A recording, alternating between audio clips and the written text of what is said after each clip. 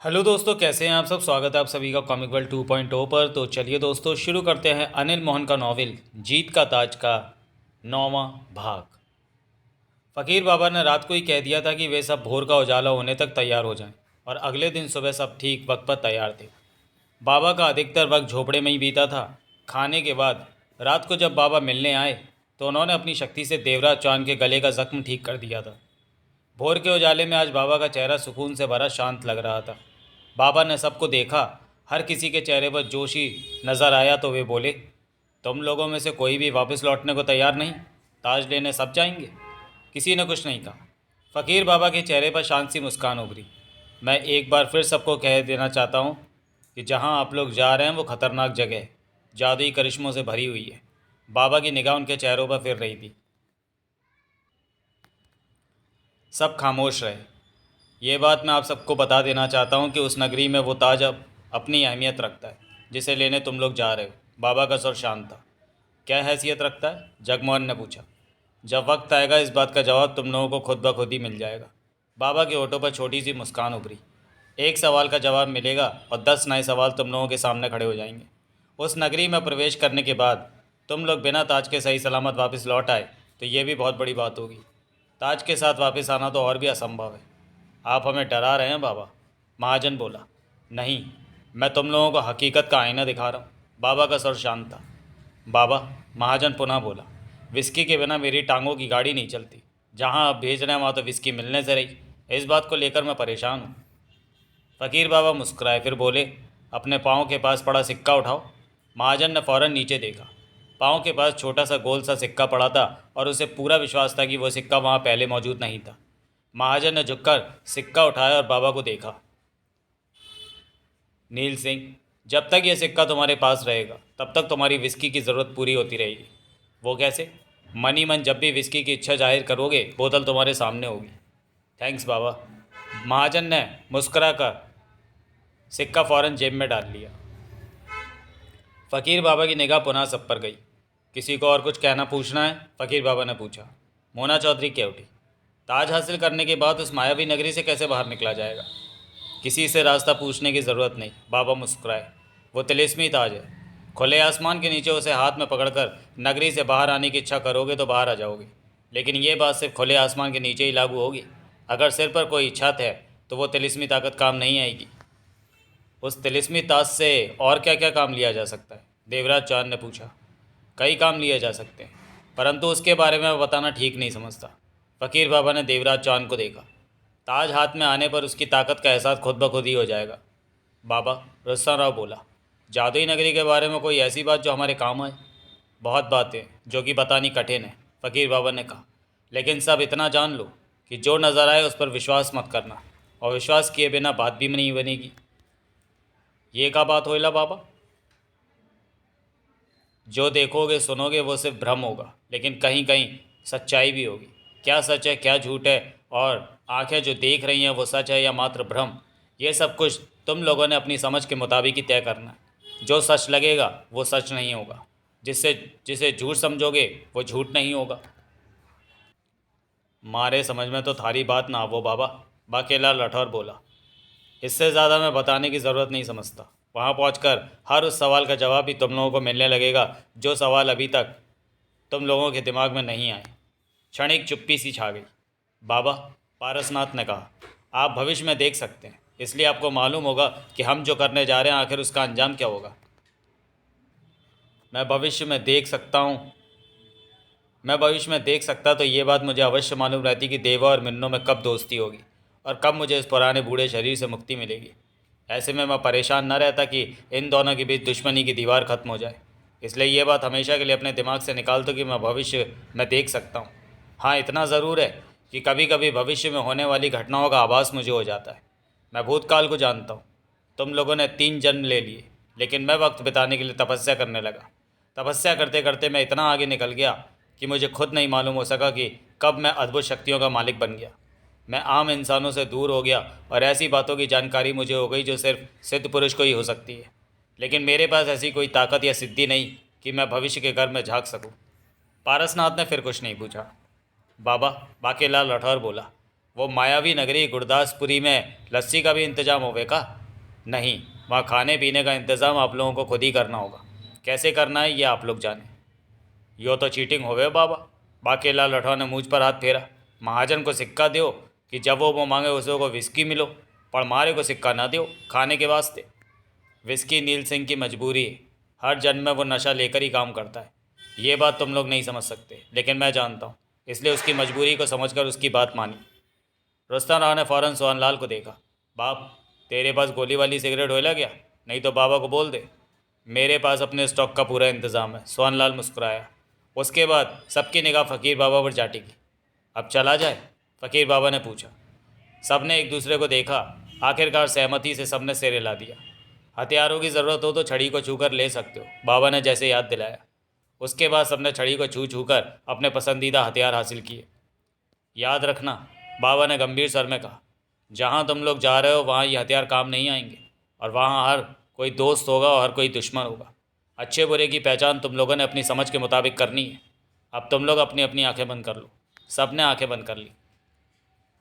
जिसने भी अब मेरी आवाज़ सुनने से पहले आंखें खोली तो हमेशा के लिए अंधा हो जाएगा, बाबा ने सतर्क करने वाले ढंग से कहा। वो सब आंखें बंद किए खामोश खड़े रहे। तभी उन सबके शरीर को एक साथ हल्का सा झटका लगा, परंतु किसी ने भी आंखें खोलने की चेष्टा नहीं की। कुछ देर बाद बाबा का स्वर उनके कानों में पड़ा। अब आप सब लोग आंखें खोल सकते हैं। सब ने फ़ौरन आंखें खोल ली। दूसरे ही पल उनकी आंखें हैरानी से फैल गईं। आंखें खोलते ही उन सब ने खुद को बहुत ही खूबसूरत हरे भरे बाग में पाया, जहाँ कई फलों के पेड़ लगे हुए थे। फल लटकते नजर आ रहे थे। बाग में कई रंगों के फूल बहुत ही खूबसूरती के साथ लगे नजर आ रहे थे। फूलों को मन को लुभाने वाली महक सांसों से टकरा रही थी। ठंडी हवा बदन से टकरा रही थी। आकाश में बरसाती बादल मंडरा रहे थे। सूर्य बादलों की ओट में था। बहुत ही सुखद और दिल को सुकून पहुंचाने वाला समा था यहाँ। वो बाग इतना लंबा था कि जहाँ भी नज़र जाती वहाँ बाग का हिस्सा ही नज़र आ रहा था। लगता था जैसे उस बाग का कहीं अंत ही ना होता। उसी बाग के एक हिस्से में वे सब खड़े थे। उनके सामने गंभीर चेहरा लिए फ़कीर बाबा खड़े थे। ये कौन सी जगह है बाबा? जगमोहन ने पूछा। यहाँ से जादुई नगरी को रास्ता जाता है, जहाँ से उस ताज को लाना है, फ़कीर बाबा ने कहा। हिंदुस्तान के नक्शे में यो जगह कहाँ पड़ो? बाकेलाल राठौर ने पूछा। फ़कीर बाबा के होठों पर मुस्कान उभरी। ये जगह दुनिया के किसी भी नक्शे में नहीं है। ये कैसे होइला बाबा? जगह है तो दुनिया में कहीं तो इसका अता पता होइला। तुम लोग इस वक्त धरती पृथ्वी ग्रह पर नहीं हो। सब चौंके। तो फिर कहाँ हैं? पारसनाथ के खुरदरे चेहरे पर अजीब से भाव उभरे। पृथ्वी ग्रह से बहुत नीचे पाताल में। पाताल में? सोहनलाल ने फ़कीर बाबा को देखा। मैं नहीं मानता, ये पाताल नहीं हो सकता। क्यों? फ़कीर बाबा का स्वर शांत था। पाताल में आसमान नहीं होता, सूर्य नहीं होता और सब कुछ होता है। फ़कीर बाबा सोहनलाल की बात काटकर मुस्कुराया।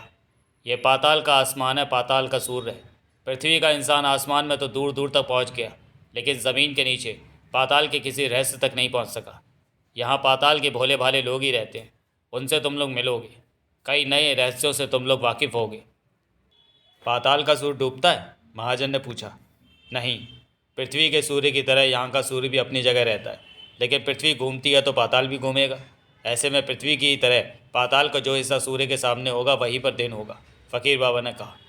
आपका मतलब कि पाताल बहुत बड़ा है? हाँ, पृथ्वी के जितना भाग में दुनिया बसी है उससे आधा भाग पाताल में बसा हुआ है। कईयों के चेहरों पर हैरानी के भाव उभरे।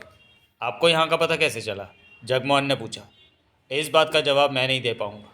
हूँ मैं इंसान ही, लेकिन तपस्या और सिद्धि से जो शक्तियाँ मैंने प्राप्त की हैं, उन्हीं शक्तियों की ताकत से मैं वो चीज़ भी देख लेता हूँ जो इंसान नहीं देख पाते। यहाँ का वातावरण लगभग पृथ्वी के जैसा ही है। वैसे ही फल लगते हैं, वैसे ही फूल, खेत और सब्जियाँ भी देखने को मिलेंगी। लेकिन जादुई और मायावी लोक में भी है पाताल नगरी में, जहाँ से तुम लोगों को वो ताज लाना है। पाताल लोक की सबसे खतरनाक जगह है तिलिस्मी नगरी।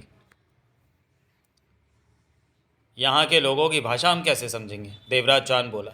या फिर पाताल के लोग भी हम जैसी भाषा बोलते हैं?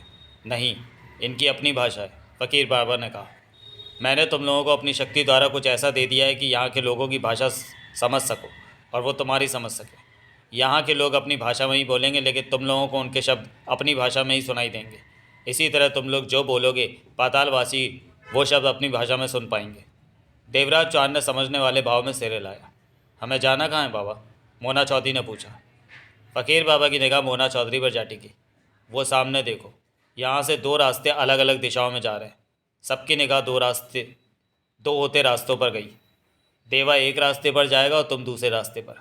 अपना अपना रास्ता चुन लो, किसने किस रास्ते पर जाना है। ये दोनों रास्ते मायावी नगरी में एक ही जगह जाकर समाप्त होते हैं। तुम लोगों को वहीं पहुंचना है। एक ही जगह? बाकेला लठौर क्या उठा। हाँ, देवा और मिन्नो अलग अलग रास्तों को तय करके एक ही जगह पहुंचेंगे। यानी कि आगे बढ़ने के रास्ते तो अलग होंगे, लेकिन मंजिल तक की एक ही है, फ़कीर बाबा ने कहा। वहाँ पहुँच के क्या करेला बाबा? रुस्ता राव ने पूछा। फ़कीर बाबा के होठों पर शांत मुस्कान उभरी। पहले वहाँ तक तो सब लोग पहुँचो, वहाँ क्या करना है ये बात वहीं बताऊँगा। आपो भी वहीं होइला बाबा?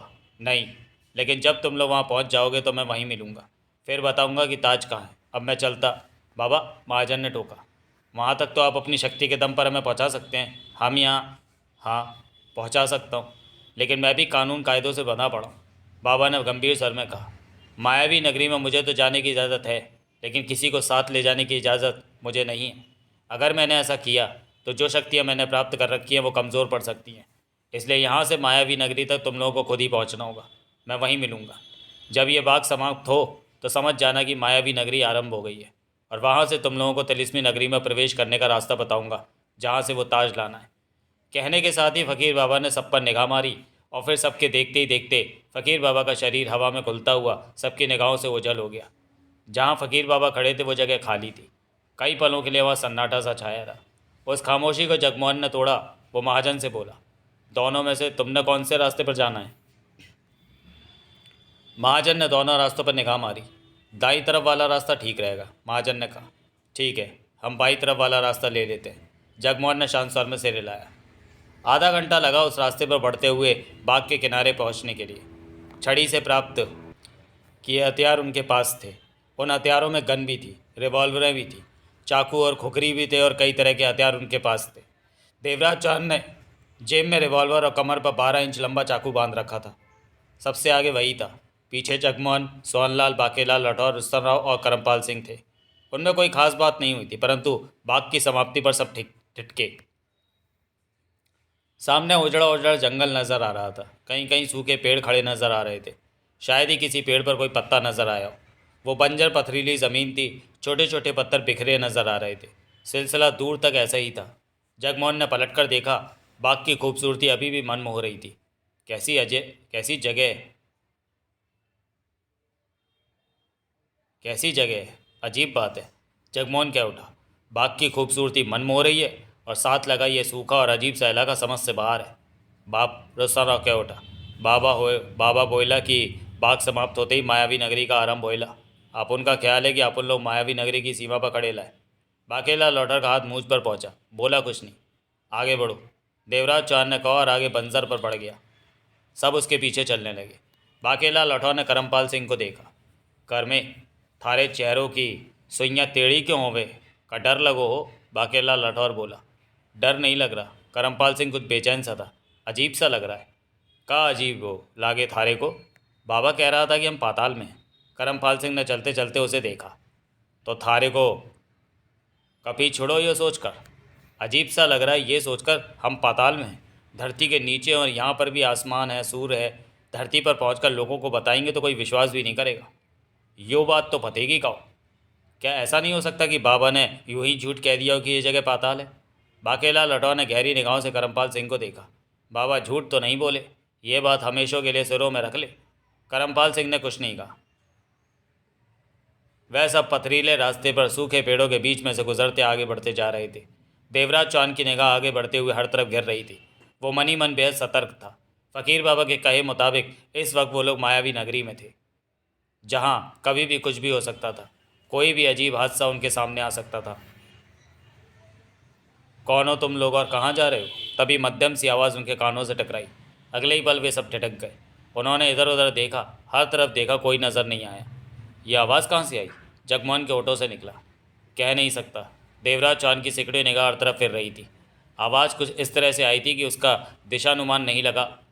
कौन हो तुम लोग और कहाँ जा रहे हो? आवाज़ पुनः उनके कानों में पड़ी। वास्तव में आवाज़ कुछ इस तरह से आ रही थी कि मालूम नहीं हो पा रहा था कि बोलने वाला किस दिशा में हो सकता है, और उनके देखने पर वो किसी भी दिशा में नज़र नहीं आ रहा था। तुम कौन हो? देवराज चौहान का सर ऊंचा था। मैं? मायावी नगरी की सीमा की पहरेदारी करता हूँ। आवाज़ फिर आई। पहरेदारी? देवराज चौहान इधर उधर देखता हुआ बोला।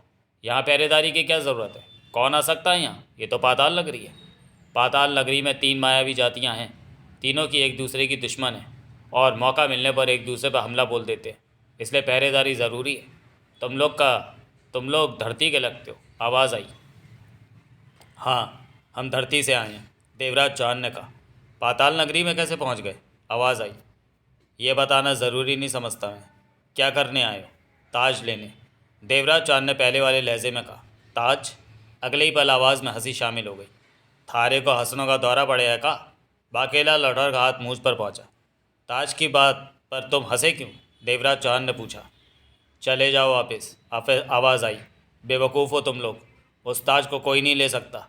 उसी ताज में तो तिलिस्मी नगरी की जान है। उस ताज को छीनने के लिए दूसरी मायावी जातियां हरदम कोशिश करती रहती हैं। वो ताज को नहीं हासिल कर सके आज तक, तुम इंसान क्या कर पाओगे? हम ताज को हासिल करके रहेंगे। जगमोहन दांत भींच कर कह उठा। पागलों वाली बात मत करो। इस बार आवाज़ में सख्ती आ गई। वापस चले जाओ, आगे खतरे ही खतरे भरे पड़े हैं। किसी भी वक्त तुम सबकी जान। बाप, रोस्ता राव कह उठा। आप उनको जान का डर नहीं होएला? डरो तो तम हो जो छिपो के बातें करो। मारे सामने तो आवो। मैं तुम लोगों के सामने हूँ, लेकिन तुम लोग मुझे देख नहीं पा रहे। आवाज़ आई। सामने कहाँ? आगे, नीचे ज़मीन पर देखो। सब ने उस तरफ देखा। दूसरे ही पल सब चौंके। जिस रास्ते पर वो आगे बढ़ रहे थे वहीं कुछ कदम आगे वो नज़र आया, जो कि सिर्फ 1 फुट का था। लंबाई चौड़ाई के हिसाब से वो किसी बंदर के बच्चे के आकार का था। तम बोले हो? बाकेला लौटकर का हाथ मुझ पर जा पहुंचा। वो आगे बढ़ा। उसके 4 कदम पहले ही ठिठक कर उसे देखने लगा। हाँ, मैं ही तुमसे बात कर रहा हूँ। उस 1 फीट के आदमी के होंठ हिले। लौट जाओ यहाँ से, आगे बहुत खतरे हैं। पृथ्वी से जैसे यहाँ आए हो वैसे ही वापस चले जाओ। चाहूँ तो मैं ही तुम लोगों को ख़त्म कर सकता हूँ, लेकिन मेरे पहरेदारी मनुष्य के लिए नहीं है, दूसरी जाति के मायावी लोगों से लड़ने की है। अगर वो हमारी सीमा में प्रवेश करने की कोशिश करें तो थारे को लड़ाई नहीं आवे का? जवाब में वो हंसा। हम थारे को एक ठोकर मारो तो तुम दोबारा नज़र ना आयो। छोटा हूँ, वो बोला। मारे या फुटबॉल होवे, वो भी थारे से बड़ा होवे। बाकेला लौटार ने व्यंग से कहा। अगले ही पल वो फीट से 4 फीट का हो गया। बाकेला लौटार हड़बड़ा कर 2 कदम पीछे हुआ। दूसरों के चेहरों पर भी हैरानी के भाव उभरे। देवराज चांद आकर्षक ओढ़े उसे देखे जा रहा था। अब सब ठीक है, वो मुस्कुरा कर बोला। कम ही रहे हो अभी? बाकेला लौटार के होठों से निकला। दूसरे ही पल 4 फीट से 8 फीट का हो गया। उसी अनुपात से उसके शरीर का आकार प्रकार फैलता चला गया। बाकेला लौटार हड़बड़ा का 3 कदम पीछे हट गया। अब ठीक है या मुझे और लंबा हुआ देखना चाहते हो? इतना ही बहुत होवे, बाकेला लौटार जल्दी से बोला। थारे में स्प्रिंग लगो होगा? हम मायावी इंसान हैं। हम कभी भी कैसा भी रूप धारण कर सकते हैं। पहरेदारी हमें छिपकर करनी पड़ती है, ताकि दूसरी जाति के मायावी लोग धोखे में हम पर आक्रमण न कर सकें। वो गंभीर स्वर में बोला। फिर उसकी निगाह देवराज चांद पर जा टिकी। तुम इन सब के बड़े लगते हो। मेरी बात मानकर वापस लौट जाओ, वरना रास्ते में जो होगा वो तुम सबकी जान ले लेगा। देवराज चांद के चेहरे पर दृढ़ता के भाव नाच उठे। हम ताज लेने आए और ताज लेकर ही जाएंगे, देवराज चांद ने पक्के स्वर में कहा। तुम लोगों की इच्छा। मनुष्य को रोकना मेरी पहरेदारी में नहीं आता। बेशक आगे बढ़ो, लेकिन एक वक्त ऐसा आएगा कि मेरी सलाह को याद करोगे। इसके साथ ही देखते वो छोटा होता चला गया। जब वो 1 फीट का रह गया तो वो अपने नन्हे नन्हे पैरों से चलता हुआ दूर होता चला गया। वे सब एक दूसरे का चेहरा देखने लगे। करमपाल सिंह के माथे पर पसीने की नन्ही नन्ही बूंदें उभर आई थीं। थारा पसीना क्यों होते हो? करमपाल सिंह पर नज़र पड़ते ही बाकेलाल लौटार बोला। ये क्या था? करमपाल सिंह अजीब से स्वर में कह उठा। तन्ने भी देखा, मन ने भी देखा। फिर तुम्हारे से क्यों पूछो? मेरी तो समझ में कुछ नहीं आया कि। अभी समझ में कुछ नहीं आया तो आगे को जाकर थारी समझ में आएगा। यहाँ पर जो हो वही कमो हो। यो मायावी नगरी होवे, जादू जैसा बहुत कुछ थारे को देखने को मिले। करमपाल सिंह माथे का पसीना पहुँच रह गया। बाप, रुस्तम और देवराज चांद से बोला। ये तो बहुत खतरनाक जगह बोले। तुमने क्या सोचा था कि यहाँ 5 स्टार होटल में ऐश करने आए? सोहनलाल बैंक से क्या उठा। ये तो नहीं सोचेला, पर यह भी नहीं सोचेला कि इतना गड़बड़ मामला होएला। छोरे, थारे को डर लगो का? बाप, अपन तो बच्चा होएला। रुस्तम मुस्कुराया। बच्चों को क्या मालूम होला कि डर और किधर को होएला। अपन के सामने शेर भी आ जाए तो ना समझ बच्चे की तरह अपन उससे भी खेलेगा। खुदों को बच्चा बोलो और बातों बड़ों बड़ों की करो। हम थारे को सिरों से पैर तक जानो। दूजों को बोलो बाप और खुदो सबको बापो हो वो। बाकेलाल राठौर ने मूंछ पर हाथ फेरा। सोहनलाल ने गोली वाली सिगरेट सुलगाई। तू तो खामाखाई अपन को तारीफ के काबिल बनाएला। रुस्ता राव ने गहरी सांस ली। ये बातें आगे बढ़ते हुए भी हो सकती हैं, देवराज चौहान बोला। चलो चलो, मरने का मना क्यों? इस बात का हर कोई अपने अपने दिमाग में बिठा ले कि कदम कदम पर हमारा सामना मायावी शक्तियों से होगा। देवराज चौहान बोला। किसी चीज़ से डरने की अपेक्षा हमें हिम्मत और समझदारी से काम लेना है। कभी भी कैसी भी अजीब घटना हमारे सामने आ सकती है, लेकिन हम इन मायावी शक्तियों का मुकाबला कैसे करेंगे? जगमोहन ने कहा। अभी जो पहरेदार हमारे सामने आया था, अगर हमें आगे न बढ़ने देता तो हम उसका मुकाबला कैसे कर पाते? देवराज चौहान के चेहरे पर गंभीरता के भाव उभरे। ये तो मैं नहीं जानता कि ज़रूरत पड़ने पर उसका मुकाबला कैसे किया जाता। मारे पासों हथियार हो वो। मेरे ख्याल में जादुई ताकतों पर ये हथियार असर नहीं करेंगे। देवराज चौहान ने बाकेलाल राठौर को देखा। देवराज चौहान ठीक बोला बाप। रुस्तम राव भी गंभीर था। आगे बढ़ो, देवराज चौहान ने कहा। जो होगा देखा जाएगा। हमने हर हाल में ताज तक पहुंचना है। बादल कब के छट गए थे। सूर्य सिर पर चढ़ा हुआ था। गर्मी और उमस से भरा मौसम मन को यूं ही बेचैन किए दे रहा था। वही पथरीला रास्ता तय करते करते दोपहर हो गई थी। अभी भी हर तरफ सूखे पेड़ नजर आ रहे थे। कोई भी छायादार वृक्ष नहीं था कि चंद पल धूप से राहत मिल सके। देवराज चौहान उन सबसे 4 कदम आगे ही चल रहा था। पसीने से उनके शरीर भीग रहे थे, परंतु किसी ने भी रुकने का नाम नहीं लिया था। मुझे भूख लग रही है, करमपाल सिंह ने खामोशी तोड़ी। यहाँ पे चूल्हा नहीं है जलानो वास्ते, बाकेलाल राठौर ने कहा। मारे को भी भूख लगो, पर मन्ने ना कहो किसी से। सबों के साथ है, हम पेट सबों का ही लगो हुए। हमें मालूम नहीं था कि आगे ऐसा रास्ता मिलेगा। चलते चलते जगमोहन क्या उठा। पता होता तो उस बाग से फल तोड़कर साथ ले आते। मारे को पहले मालूम होवे तो हम फलों को पूरा पेड़ ही वट के साथ ले आए हो। बाप तू तो बहुत महान होवे। रुस्तम मुस्कुराया। ओ छोरे, मारो मजाक बनायो। मजाक नहीं करेला बाप, महान बोला है कि तू पेड़ को उखाड़ के लाएला। ये काम अपन जैसे बच्चे का नहीं होएला। जो पेड़ उखाड़ेला वो महान तो होएले। यो छोरे तो मारी मूछों पकड़कर लटकने को होवे। छोटो बड़ों का ज़रूर भी ख्याल नहीं। सोहनलाल ने गोली वाली सिगरेट सुलगाई। हम गलत रास्ते पर तो आगे नहीं जा रहे। जगमोहन बोला। हो सकता है हमने गलत दिशा पकड़ ली हो। मैं भी यही सोच रहा हूँ, सोहनलाल के होठों से निकला। आगे चल रहा देवराज चौहान कह उठा। यहाँ के सब रास्ते हमारे लिए अनजान हैं। ऐसे में हम जिधर बढ़ रहे हैं ठीक बढ़ रहे हैं, लेकिन इस तरह हम कब तक बढ़ते रहेंगे? सोहनलाल ने कहा। इस बात का जवाब मेरे पास भी नहीं है, देवराज चौहान ने बिना पीछे देखे कहा। आधे घंटे के बाद वे सब बेहद खूबसूरत बाग में पहुंच गए। बाग को देखते ही सब हैरान रह गए। वो बाग गोल्फ के मैदान से भी बहुत बड़ा था। बाग सीधा समतल न होकर कहीं से उठा हुआ था तो कहीं समतल था। फलों के पेड़, फूलों के पौधे, नीचे मुलायम हरी घास, वहाँ की हर चीज़ को देखकर ऐसा लगता था जैसे कोई दिल से बाग की देख रेख कर रहा हो। दूर बाग में एक नदी बहती जा रही थी। पानी बहने की आवाज़ उस शांत माहौल में उन सबके कानों में पड़ रही थी। यो बागो तो पहले वाले बागों से घना खूबसूरत होवे। मारी पृथ्वी पर तो ऐसा कोई बागो ही देखने को ना मिलो। बाकेलाल राठौर की आंखों में हैरानी थी। मुझे तो भूख लगी है, कहने के साथ ही करमपाल सिंह सामने नजर आ रहे पेड़ की तरफ बढ़ गया। उस पेड़ के फल पककर नीचे को लटक रहे थे। जगमोहन देवराज चौहान से बोला। यह जगह वास्तव में खूबसूरत है। हाँ, देवराज चौहान के चेहरे पर गंभीरता थी। क्या सोच रहे हो? ये मायावी जादुई नगरी है। देवराज चौहान की आवाज़ में गंभीरता थी। यहाँ सच झूठ है और झूठ सच है। जो भी नज़र आए उस पर विश्वास ना करो और अविश्वास ही मत करो। मैं समझा नहीं। जगमोहन के चेहरे पर उलझन थी। हम लोगों के लिए यहाँ कदम कदम पर खतरा है। कभी भी कोई भी अनहोनी हो सकती है। इस बाग में भी? हाँ, बाग में भी, बाहर भी, कहीं भी, कभी भी कुछ भी हो सकता है। देवराज चौहान ने कहा। तुम ठीक कहते हो, जगमोहन गंभीर स्वर में बोला। लेकिन हम सतर्क भी तो नहीं रह सकते। सतर्क रहें भी तो किससे? मायावी शक्तियों से, जो हमें नज़र नहीं आती और हमारे पास में ताकत नहीं है उनका मुकाबला करने के लिए। सामने कोई इंसान हो तो उसका मुकाबला किया जा सकता है। 2 कदम दूर खड़ा सोहनलाल कह उठा। यहाँ तो हम किस्मत के सहारे हैं। फ़कीर बाबा को ऐसा कुछ देना चाहिए था कि हम मायावी शक्तियों का मुकाबला कर सकें। सोहनलाल गंभीर था। देवराज चांद के होठों पर मुस्कान उभरी। बाबा ने पहले ही कह दिया था कि यहाँ से बचकर आना संभव नहीं है। सारी स्थिति बाबा ने पहले ही हमारे सामने रख दी थी। हमारे साथ जो भी हो, बाबा उसके लिए जिम्मेदार नहीं है। करमपाल सिंह पेड़ से ढेर सारे फल तोड़ लाया। सब ने भरपेट फल खाकर भूख मिटाई।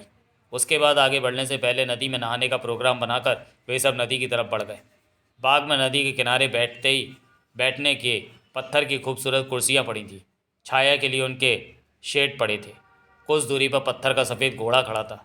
बनाने वाले ने घोड़े को ऐसा बनाया था कि एक बार की देखने में बिल्कुल असली लगता था। घोड़े की मूर्ति पर पत्थर की जीन कसी हुई थी, लगाम भी नजर आ रही थी।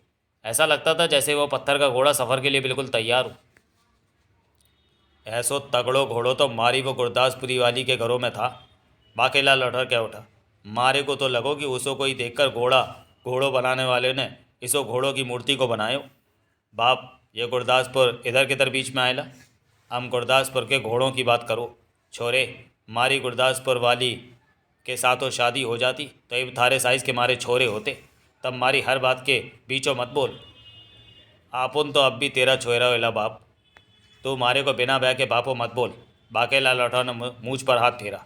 हम बिना ब्याह के छोरे भी पैदा ना करो। मारी बात को पल्ले बांध लो। आपुन को तू छोरा बोला बाप? हाँ, हम थारे को छोरा बोलो। हाँ, आपुन तुझे बाप बोला? हाँ, मारे बीकानेर में लड़के को छोरा ही बोलिया जावे। आपुन की मुंबई में बातों में बाप बोलना मामूली बात होइला। कर में बाकेला लौटर रुस्तराव के 16 वर्षीय मासूम चेहरे को घूर रहा था। हाँ, यो छोरा तुम्हारे से ज़बरदस्तों का रिश्ता कायम करो। कर ले। कहाँ रिश्ता कायम? बिन ब्याह के क्या फ़र्क पड़ता है? बहुत फ़र्क पड़ो। मारा इरादा तो इसो को गोद लेने का भी ना होवे। तम इसो को जानो ना, यो तो शैतान होवे। देखने में जरा सा लगे, काम के वक़्त तो दरिंदा बन जायो। पूरा जालिम होवे ये। बच्चे को क्यों बदनाम करता है? कर्मा हंसा। थारे को नहीं पता कर्मी, थारे को छोड़कर बाकी सब हो जाने इसरे की बात। बाप, अपन को काय को बदनाम करेला है? कर्मा ठीक बोला कि अपन शरीफ। बातों में वक्त बर्बाद मत करो। देवराज चांद बोला। जल्दी से नदी में नहा लो, फिर आगे बढ़ना है। उसके बाद सब नहाने की तैयारी करने लगे। फ़कीर बाबा ने जब जहाँ पहुँचने को बोला था, हमें क्या पता चलेगा कि हम वहाँ पहुँच गए। नदी में नहाते हुए सोहनलाल क्या उठा। हो सकता है हमें यहीं पहुँचना हो या फिर जहाँ पहुँचना है वो जगह पास हो। देवराज चांद की निगाह सोहनलाल की तरफ गई। अभी हमने आगे जाना है। देवराज चांद की आवाज़ में सोच के भाव थे। फ़कीर बाबा ने जहाँ पहुँचने को कहा है, यकीनन वो कोई ख़ास जगह होगी और वहाँ पहुँचने पर हमें इस बात का एहसास हो जाएगा। मारे को भी यही लगे। बाकेला लौटकर क्या उठा। उधर तो मोना चौधरी भी मिले ला बाप। उसो को तो हम बटेगा गोली से। जगमोहन मुस्कुरा कर क्या उठा। हम गोली से सबको वटता है। बाकेला लौटकर की आवाज़ में सख्ती उभरी। नदी के ठंडे पानी में नहाने का मज़ा आ रहा था। उनकी सारी थकान उतर गई थी जैसे। करीब 15 मिनट वे नदी में रहे, फिर बाहर निकले। पहले रुस्तम निकला। गीले बदन पर ही पुनः कपड़े पहन लिए। सिर के गीले बालों में उंगलियां फेरकर उन्हें सीधा करते इधर उधर देखने लगा। रह रहकर उसकी निगाह घोड़े के सफ़ेद बुत की तरफ उठ रही थी। घोड़े के उस बुत में जाने क्या था जो उसे आकर्षित कर रहा था। रुस्तम राव बुत की तरफ बढ़ा। देवराज चांद भी नदी से बाहर निकला और कपड़े पहनने लगा। रुस्तम राव घोड़े के बुत के पास पहुंचा, उसे छुआ। घोड़े का बुत जाने किस चीज़ से बनाया गया था कि हाथ रखते ही हाथ फिसल जाता था। इतना चिकना था वह। बुत में वो इतना स्वस्थ घोड़ा था कि अगर वो वास्तव में असल घोड़ा होता तो सवारी का मज़ा आ जाता। बाप, घोड़े के बुत को छूता रुस्तम राव ऊँची आवाज़ में देवराज चांद से बोला, ये घोड़ा असली होएला तो आगे का सफ़र बहुत आराम से कटेला। देवराज चांद के होठों पर मुस्कान उभरी। ज़्यादा सपने देखना अच्छा नहीं होता, देवराज चांद ने कहा। आपन तो यूं ही बात केला है। घोड़ा तो का थारे को यहाँ पे सवारी के वास्ते गधों भी ना मिलो। नदी में नहाते बाकेलाल राठौर बोला। मालूम है बाप, कोई नई बात नहीं होएला। रुस्तम राव ने मुस्कुरा कर कहा। वह घोड़े के बुत के इर्द गिर्द फिरता, उस पर हाथ फेरता उसे देखे जा रहा था। छोरे, नदी में से बाकेलाल राठौर पुनः बोला। बोल बाप, यहाँ से जिंदा बचो तो हमारे साथ गुरदासपुर चलो। उधर क्या बोला बाप? मारे को लगे तने गुरदासपुर के घोड़े ना देखो। वो इसो पत्थर के बुतों से भी बड़ो बड़ो होवे। मारी उसों के घरों में भी घोड़ो होवे। थारे को 2-4 बांध कर दिलवा दियो। अगले ही पल रुस्तम राव ने पत्थर की रकाब में जूता फंसाया और उछलकर बुत की पीठ पर जा बैठा। देवराज चांद ने रुस्तम राव की यह हरकत देखी तो मुस्कुराया। बाप, रुस्तम राव घोड़े की बुत की गर्दन पर हाथ फेरता क्या उठा। किसो पकारो तुम, थारो तो सबई बाप हो गए। घोड़े के बुत पर बैठकर बहुत मज़ा आयला। मारे को तो असल पसंद होवे, हम तो नकल से ही दूर ही रहो। कहते हुए बाकेला लौटर भी नदी से निकला और कपड़े पहनने लगा। घोड़े के बुत पर बैठे बैठे एकाएक रुस्तम राव के शरीर को कंपन से भरा तीव्र झटका लगा। रुस्तम राव घोड़े की गर्दन को पकड़कर संभल गया। दूसरे ही पल रुस्तम राव के शरीर में झुरझुरी सी दौड़ गई। उसके दोनों हाथ घोड़े की बुत की गर्दन पर थे और उसे लगा जैसे वो पत्थर के घोड़े पर नहीं, असली घोड़े पर बैठा हो। रुस्तम राव ने फौरन आँख फाड़कर देखा। वो ठगा सा रह गया। जिस पर अब वो बैठा था वो घोड़े का पुत्र नहीं बल्कि दूध की तरह सफ़ेद स्वस्थ घोड़ा था। रुस्तम चौंका। वो समझ गया कि मायावी नगरी में कभी भी कुछ भी हो सकता है। हर चीज़ में धोखे भरे पड़े हैं। उसने जल्दी से नीचे उतरना चाहा, लेकिन उसे लगा जैसे वो उस घोड़े के साथ चिपक कर रह गया हो। रुस्तम ने ऊंचे स्वर में बोलना चाहा, लगा कि जैसे होठ चिपक कर रह गए। तभी उसके शरीर को हल्का सा झटका लगा और घोड़ा ज़मीन से उड़ता हुआ आसमान की तरफ बढ़ने लगा। रुस्तम का दिल जोरों से धड़का। दोनों हाथों से घोड़े की गर्दन थामे जमा रहा। घोड़ा सामान्य गति से आसमान की तरफ बढ़ता जा रहा था। रुस्तम ने जरा सी गर्दन घुमाकर नीचे देखा। वो नदी किसी लकीर की भांति लग रही थी। अपने साथी भी ठीक तरह से नज़र नहीं आए, इतना ऊपर आ चुका था वो। दूसरे ही पल उसे महसूस हुआ कि घोड़ा आसमान की तरफ बढ़ना छोड़कर किसी खास दिशा की तरफ बढ़ने लगा है। रुस्तम समझ चुका था कि गड़बड़ हो चुकी है। घोड़े के बुत पर बैठकर उसने भारी गलती की। चूँकि हो गई थी उससे, वो उसी तरह घोड़े की पीठ से चिपका रहा। रुस्तम नहीं जानता था कि उसकी मंजिल कहाँ है, अब उसके साथ क्या होगा। तो चलिए दोस्तों, वीडियो को यहीं समाप्त करते हैं और मिलते हैं जीत का ताज के 10वें भाग में अगले वीडियो में। तब तक के लिए धन्यवाद।